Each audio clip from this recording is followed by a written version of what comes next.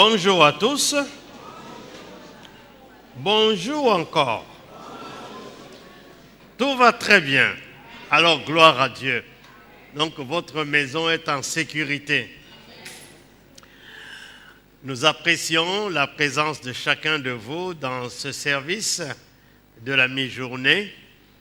Et nous continuons à bénir le Seigneur qui renouvelle notre souffle de vie. Je ne sais pas si vous vous rendez compte que chaque matin que nous nous réveillons est un don de Dieu.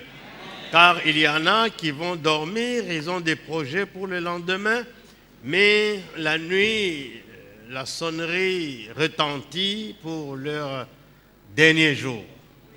Et il n'était pas ainsi le cas pour vous la nuit passée. La preuve, c'est que vous êtes là. Amen.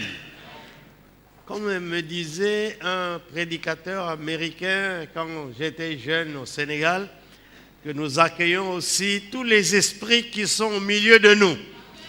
Alors il disait, parce qu'il y a des gens qui disent, je suis avec vous en esprit. Frère, on ne t'a pas vu? Oui, je suis avec vous. Oui, alors nous accueillons tous ces esprits qui sont avec nous. Nous allons lire ce jour le texte dans l'Évangile selon saint Matthieu, chapitre 13, versets 45 et 46. Évangile selon saint Matthieu, chapitre 13, verset 45 au verset 46. L'évangile selon Matthieu, dans ce chapitre 13, il nous donne beaucoup de paraboles. Le Seigneur nous donne beaucoup de paraboles en ce qui concerne le royaume de Dieu. C'est pour nous aider à comprendre exactement ce que c'est que le royaume de Dieu. Amen. Verset 45 et verset 46, si cela ne vous dérange pas, je vous prie de bien vouloir vous lever pour que nous puissions lire ces deux versets importants sur le royaume des cieux. Nous disons ensemble 1, 2, 3. Le royaume des cieux est encore semblable à un marchand qui cherche de belles perles. Il a trouvé une perle de grand prix et il est allé vendre tout ce qu'il avait et l'a achetée. Amen. Veuillez vous asseoir. Semblable à un marchand qui cherche de belles perles. Alors, c'est un texte intéressant.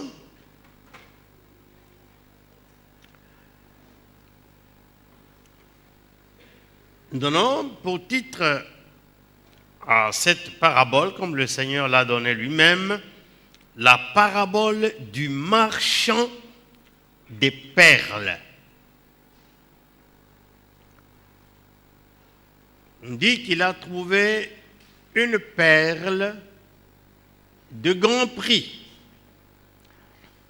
Alors, peut-être que certaines femmes savent ce que c'est que les perles. Il y en a qui les mettent et il y en a qui ne les mettent pas, parce que parfois leurs prix sont inabordables. Il y a beaucoup de fausses perles actuellement, surtout en Amérique. Donc, si vous portez de fausses choses, il faut se méfier. Il faut refuser de porter de fausses choses. Je me rappelle, quand je suis allé pour la première fois en Corée, j'ai trouvé beaucoup de fausses montres. Alors, j'en ai acheté, c'est une tentation que nous avons, mais avec le temps, je me suis dit, mais je suis serviteur de Dieu, pourquoi je dois acheter des fausses marques, des Rolex, de ceci. J'ai tout donné parce que nous devons avoir des vraies choses. Amen. Cette parabole, c'est la même que celle que nous avons vue dimanche passé. La perle, plutôt la parabole du trésor caché. Et même cette parabole, il y a deux interprétations possibles. La première interprétation, certains disent que le marchand, c'est le Seigneur Jésus-Christ lui-même. Et que les perles qu'il cherche sont les croyants potentiels. Et que la perle de grand prix, c'est l'Église, le corps entier des croyants. Dans Jean chapitre 17, le Seigneur a prié pour ses disciples qui le suivaient immédiatement. Mais versets 21 et 24, il étend la prière à nous, aux croyants de tous les temps qui vont rejoindre la construction de l'Église. Versets 21 à 24, nous lisons. Il dit dans cette prière au Père, afin que tous soient un, comme toi, Père, tu es en moi, et comme je suis en toi, afin que tous soient un en nous, pour que le monde croie que tu m'as envoyé. Je leur ai donné la gloire que tu m'as donnée, afin qu'ils soient un, comme nous sommes un, moi en eux, et toi en moi, afin qu'ils soient parfaitement un, et que le monde connaisse que tu m'as envoyé et que tu les as aimés comme tu m'as aimé. Quelle grande prière! Aujourd'hui, nous sommes divisés sous différents clochers. Les catholiques, les protestants, et chez les protestants, il y a toutes sortes de clochers, pentecôtistes, méthodistes, presbytériens, anglicans, et que sais-je encore. Et parmi les pentecôtistes, il y a aussi beaucoup de divisions, n'est-ce pas? Église de Dieu, Assemblée de Dieu, etc. Et dans beaucoup de nos pays d'Afrique, sous l'étiquette pentecôtiste, il y a toutes sortes de dénominations. Quelle que soit la dénomination auquel vous appartenez, considérons cela comme un prénom. Vous voyez, dans une famille, il y a un prénom, il y a plusieurs prénoms, mais il y a un seul nom. C'est le nom de la famille. En Afrique de l'Ouest, les gens qui ont le même nom, il y a une clôture qui les entoure. Mais chez nous, en Afrique centrale, avec le temps, quand les colonialistes sont venus, ils n'ont pas voulu que nous puissions porter le nom de la famille. Je ne sais pas pourquoi. Mon beau-père, après avoir eu le papa de ma femme, après avoir eu les 3 premiers enfants, il leur a donné un nom. Au 4e, les colonialistes l'ont appelé pour dire non, c'est trop ça. Et depuis, il a commencé à changer de nom. Ils étaient, je ne sais pas moi, à 10 ou à 7, et ils n'ont pas le même nom parce que le colon a refusé cela. Mais c'est contre nature. Parce que ici, tous les Dupont ont le même nom, tous les Dupuis ont le même nom, etc. Mais chez nous, normalement, tous les Banza, tous les... quel nom encore? Les Bukassa devaient être un même clan, n'est-ce pas? Et voilà, c'est le prénom, c'est ça ta dénomination. Mais nous avons un seul nom de famille.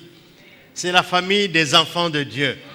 C'est pourquoi, pour moi, être catholique, être ceci ou cela, ça m'importe peu.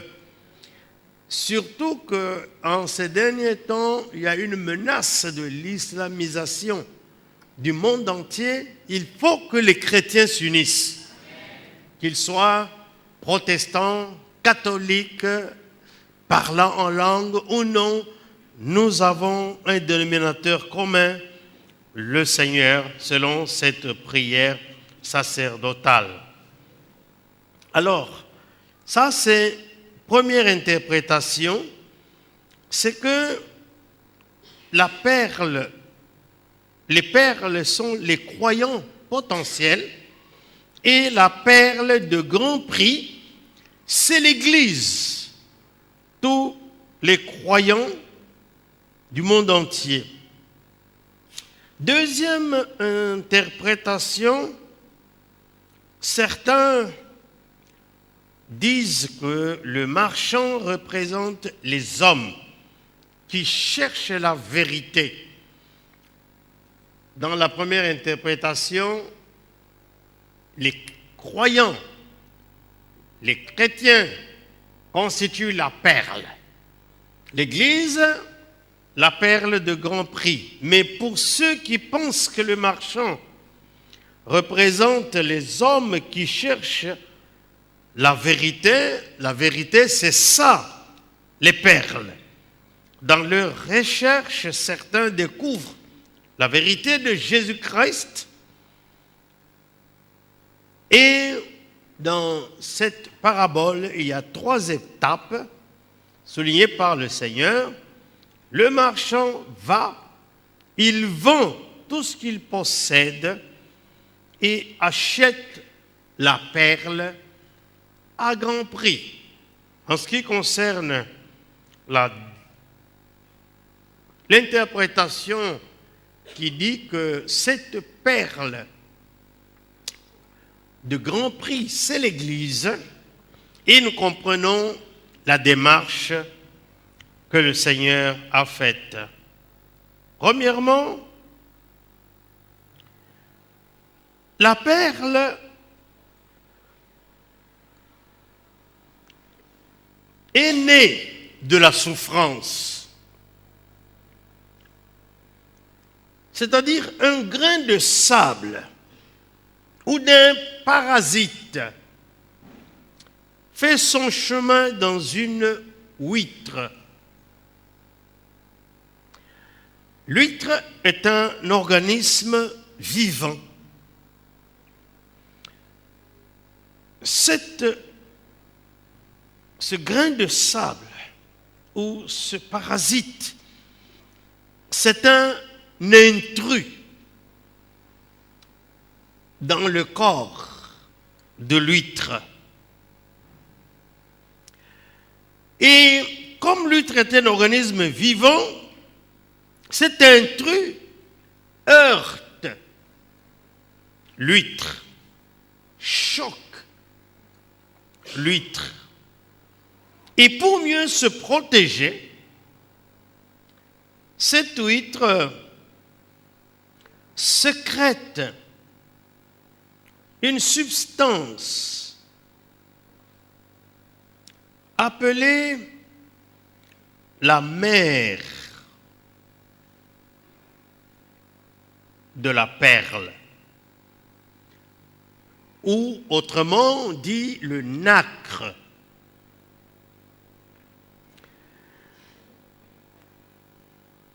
Pour entourer cet intrus,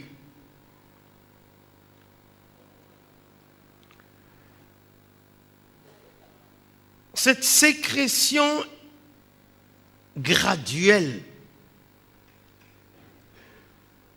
pour la protection de l'huître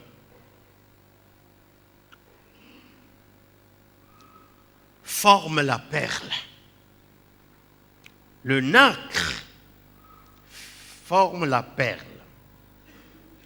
Et si donc la perle est née d'un grand tourment ou d'une grande peine de l'huître, c'est ainsi que un vrai croyant est né. C'est ainsi qu'une vraie église est née. Que ce soit le croyant ou la vraie église, ils sont nés à partir d'une souffrance énorme, d'un travail de notre Seigneur Jésus-Christ. À la croix, ce n'était pas une tasse de thé, c'était la peine, c'était la souffrance. Et c'est à partir de cette souffrance-là que sont nés les vrais enfants de Dieu.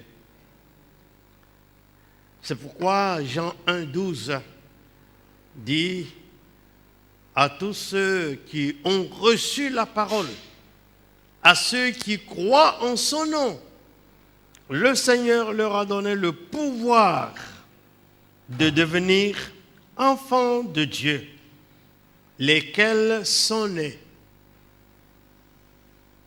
non de la volonté de la chair, ni de la volonté de l'homme, mais ils sont nés de Dieu.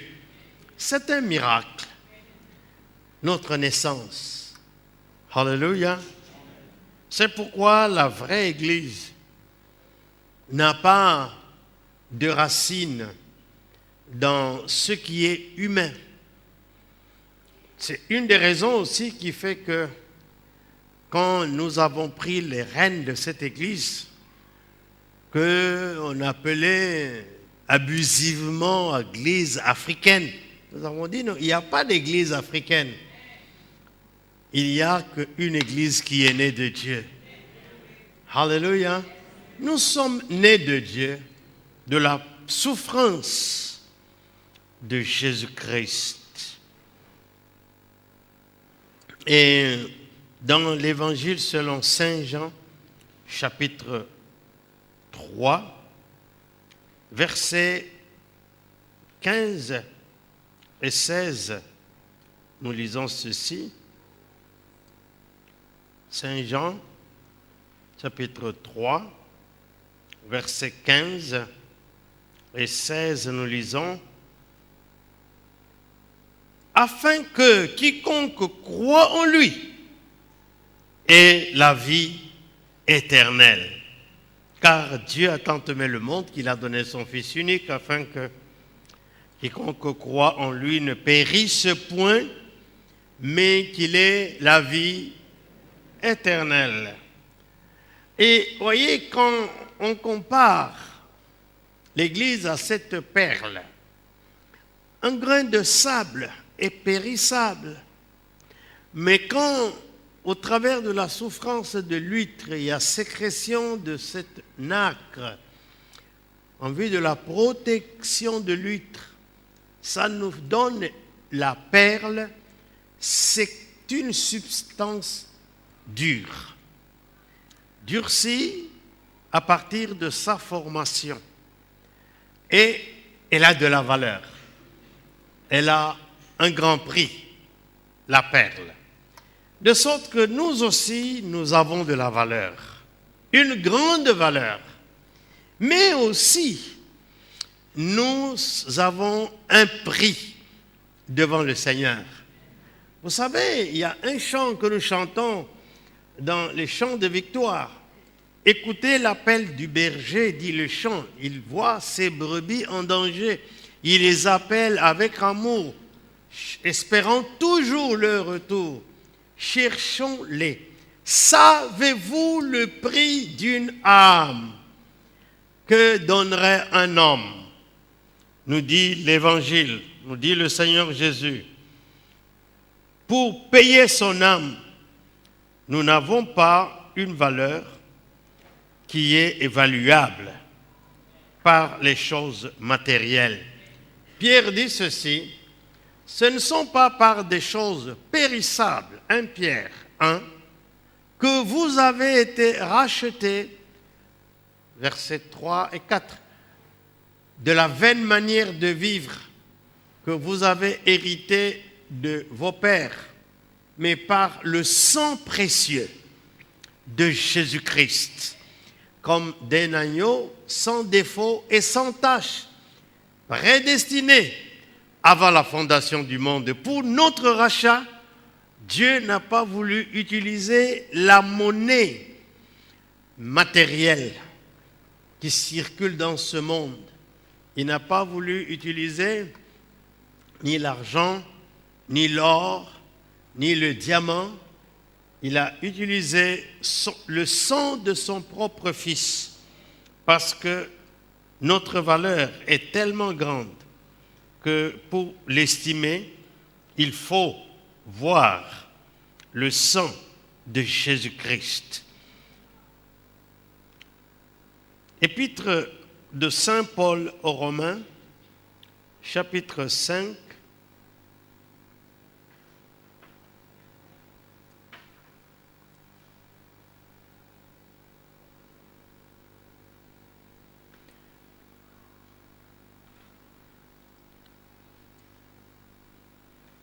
Épître de Saint Paul aux Romains, chapitre 5, versets 8 à 10. Nous lisons ceci. Mais Dieu prouve son amour envers nous en ce que, lorsque nous étions encore des pécheurs, Christ est mort pour nous. À peine à plus forte raison donc, maintenant que nous sommes justifiés par son sang, serons-nous sauvés par lui de la colère? Car si, lorsque nous étions ennemis, nous avons été réconciliés avec Dieu par la mort de son Fils, à plus forte raison, étant réconciliés, serons-nous sauvés par lui, serons-nous sauvés par sa vie. Amen. Ça, c'est des versets qu'il faut connaître et même réciter quand nous sommes dans un temps de combat. Quand nous nous posons des questions, est-ce que Dieu me lâche ou Dieu m'abandonne? Est-ce que Dieu réussira à m'aider dans cette affaire? Est-ce que cette affaire, ce n'est pas trop grave pour Dieu? Non. Parce que quand nous étions encore sans force, Christ est mort pour nous. Paul dit, maintenant que nous sommes sauvés par son sang, serons-nous sauvés par lui? Quoi qu'il arrive dans ta vie, Dieu fera tout ce qui est possible pour te sauver.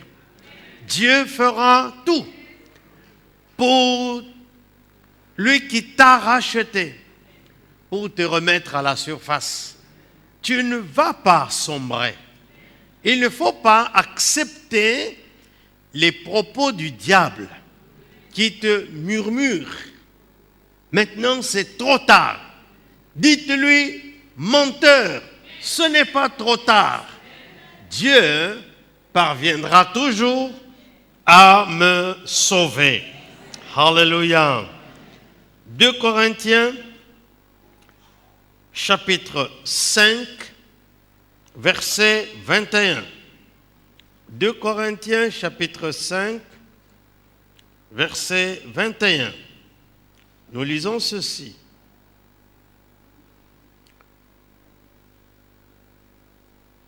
celui qui n'a point connu le péché, il a fait devenir péché pour nous, afin que nous devenions en lui justice de Dieu. Qu'est-ce que Dieu n'a pas fait pour que tu sois cette perle précieuse et de grand prix? Et j'aime ce verset de Romains qui dit, lui qui n'a pas épargné son fils, comment ne nous donnera-t-il pas toutes choses avec lui? Quand tu es dans une période où tout semble fermé devant toi, laisse-moi vous parler, vous qui êtes homme d'affaires, femme d'affaires. Quand toutes les portes se ferment, quand, n'est-ce pas, les chercheurs des problèmes aux autres viennent pour t'entourer et veulent ta ruine, lève-toi et dis, la faillite, je ne connaîtrai pas. Parce que lui n'a pas épargné son fils. Il m'a donné toutes choses. Est-ce que quand tu pries, si tu es homme ou femme d'affaires, tu demandes à Dieu de t'envoyer des clients pour cela? Je me rappelle en 87 ou 89, je ne connais plus l'année, je commence à oublier les années. J'étais en Suisse, dans un camp de ski avec les jeunes Suisses. Et quand ils allaient skier, moi je restais prier sous la neige, parce qu'on fermait là où nous étions logés, l'hôtel. Alors je sortais dans la neige, il y avait de la neige jusqu'aux genoux. Alors nous avions des bottes de ski qui dépassaient nos genoux. Alors Dieu m'a convaincu de prier là-bas. Et pendant que je priais là-bas, il m'a dit, pense à tous les hommes d'affaires, à toutes les femmes d'affaires qui sont dans ton église. Prie pour eux dans ces conditions-là. Pourquoi? Parce que Satan s'est accaparé de tout le commerce du monde, de toutes les affaires du monde, et il veut que tous ceux qui veulent avoir une percée s'agenouillent devant lui. Et que lui, il va leur donner, comme il avait dit à Jésus, si tu te prosternes et tu t'adores, tu m'adores, je te donnerai tout cela. Il dit, prie pour eux. Parce que Satan est un menteur. Les richesses de ce monde ne sont pas à Satan. C'est une propriété exclusive de Dieu. Et à partir de ce moment-là, j'ai commencé à prier pour les hommes d'affaires et les femmes d'affaires pour dire, Seigneur, suscite la clientèle pour mes frères et pour mes sœurs. Amen.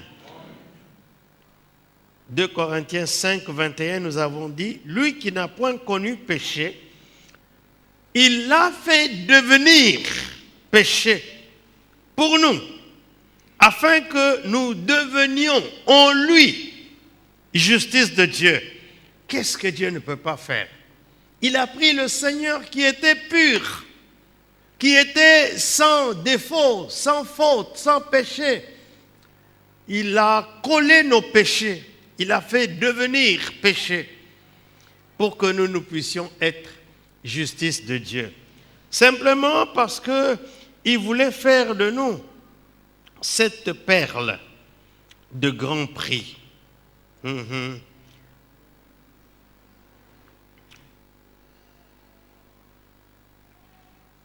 Pierre 2, 24. 1 Pierre, chapitre 2, verset 24.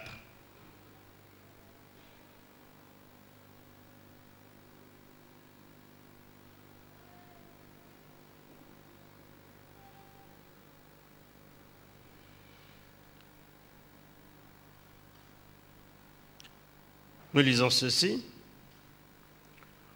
lui qui a porté lui-même nos péchés en son corps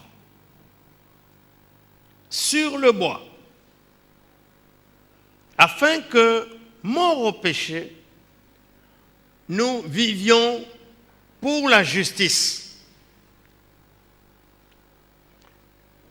Je ne sais pas si chacun comprend ce que ça veut dire.